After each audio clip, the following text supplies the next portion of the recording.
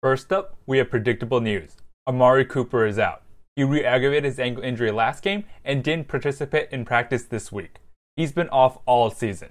If the Raiders lose this game, it might be time to put him on IR and evaluate the rest of the talent. Cooper is insanely talented, but is off just like the rest of the team.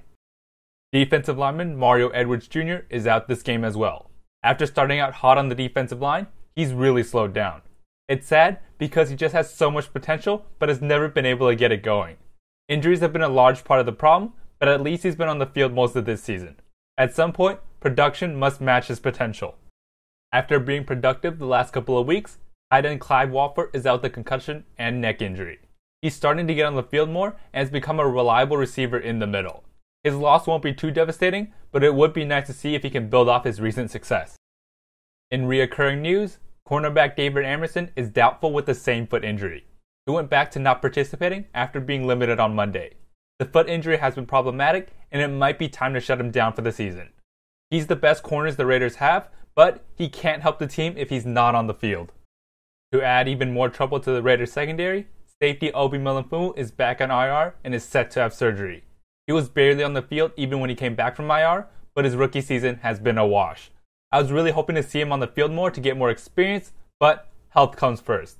Just like Gareon Conley, Obi is on IR, and the Raiders got nothing from the first 2 draft picks. For the Cowboys, David Irving is out with a concussion. He's an excellent pass rusher and a great complement to DeMarcus Lawrence. They work well in combination, but now Lawrence's pass rushing job just got a whole lot harder. Also out is cornerback Orlando Scandrick. His back has been bothering him all week, causing him to be unable to practice. He's the most proven player in the Cowboys secondary, but the Cowboys have been leaning on younger players as the season's gone on. Talent-wise, they should be fine, but they might miss his veteran presence. In a bit of a surprise, Sean Lee is officially questionable. The surprising part is, he didn't practice on Friday after being limited with hamstring and back injuries all week.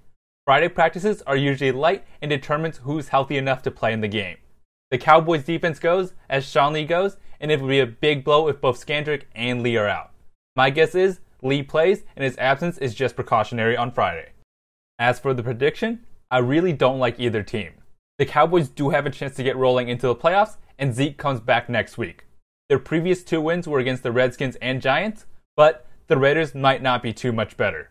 Honestly, the Raiders have shown flashes of brilliance, and it wouldn't surprise me if they somehow pulled this off. But I have to go with my head. 28-17 Cowboys. The Cowboys will run the ball against the bad Raiders defense and grind out the clock. The Raiders have talked about having Carr let it rip recently.